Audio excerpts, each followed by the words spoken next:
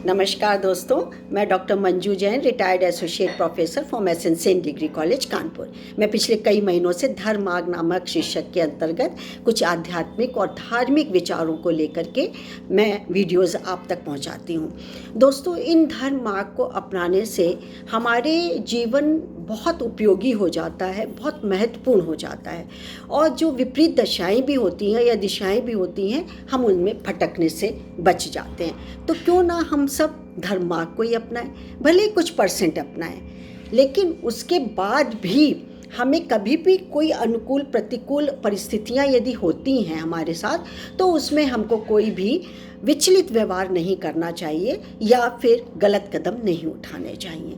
तो इसी श्रृंखला में मैंने एक विचार आपके लिए ढूंढ के रखा हुआ है, जिसका शीर्षक है अज्ञानता का उपचार। तो देखिए, अज्ञानी होना तो कोई अच्छी बात है नहीं, और हम सब कहीं ना कहीं जो भी कार्य करते हैं अपने को ज्ञानी ठहराते हैं कि भाई ये तो अच्छी बात है, मैं ही ज्ञानी हूँ, मैं ही सब कर सकता हूँ, ऐसा भी सोचते हैं। और अज्ञानता रहेगी तो कभी प्रसन्नता छूके नहीं रहेगी, और जहाँ अज्ञानता खत्म हुई वैसे ही हमको परमानंद की प्राप्ति हो जाएगी। फिर हमारे सारे दुख कष्ट हैं वो अपने आप ही विलुप्त हो जाएंगे, चले जाएंगे। तो चलिए देखते हैं इस धर्म मार्ग के विचार में क्या है। इसको हम तक लाए हैं डॉक्टर जयप्रकाश शुक्ल जी। आपका बहुत बहुत नमस्कार और धन्यवाद कि आपकी बात मैं जन जन तक रख रही हूँ। अज्ञानता का उपचार। मानव मस्तिष्क ने सभी संकटों से बचने का रास्ता ढूंढ निकाला, पर अभी तक अज्ञानी को सुधारने का कोई रास्ता नहीं निकाला।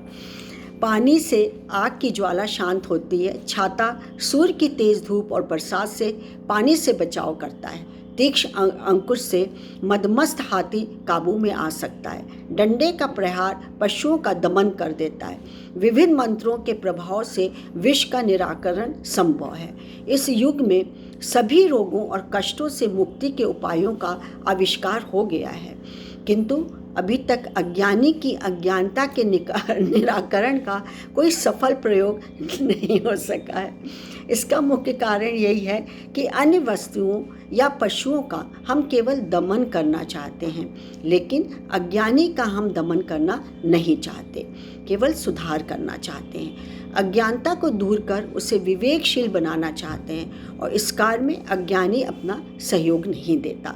वह अपने को पूर्ण ज्ञानी मानता है, अज्ञानी ही अपने को पूर्ण ज्ञानी मानते हैं। जिस क्षण कोई अज्ञानी अपने को किसी से भी कम बुद्धिमान स्वीकार कर लेगा, उसी क्षण से उसकी अज्ञानता दूर होनी शुरू हो जाएगी, यानी दूर हो जाएगी।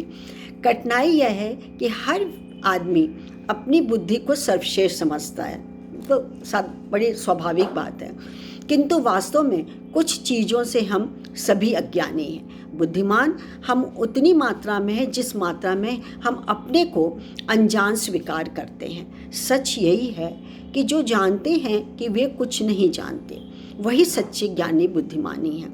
अज्ञानी जीव अपना जन्म व्यर्थ गंवाते हैं। जब बालक होते हैं तब अज्ञान अवस्था में लीन रहते हैं, युवावस्था में विकारों को पालते हैं और वृद्धावस्था में कमज़ोर हो जाते हैं। जो पुरुष व्यवहार और परमार्थ में आलसी होकर तथा पुरुषार्थ का त्याग कर अनजान हो रहे हैं, वह दीन होकर दुख को प्राप्त होते हैं। श्रेष्ठ पुरुष वही है जिसने सत्संग और स्वाध्याय द्वारा बुद्धि को तीक्ष्ण करके संसार समुद्र से मुक्ति पाने का पुरुषार्थ किया है।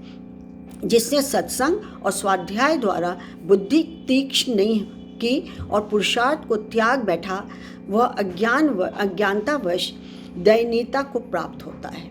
जो शेर जन है वे ज्ञान पुरुषार्थ से परम आनंद को प्राप्त हो जाते हैं या परमानंद को पाएंगे ही, जिससे उन्हें कष्ट है, दुख है, व्याधि नहीं होती है।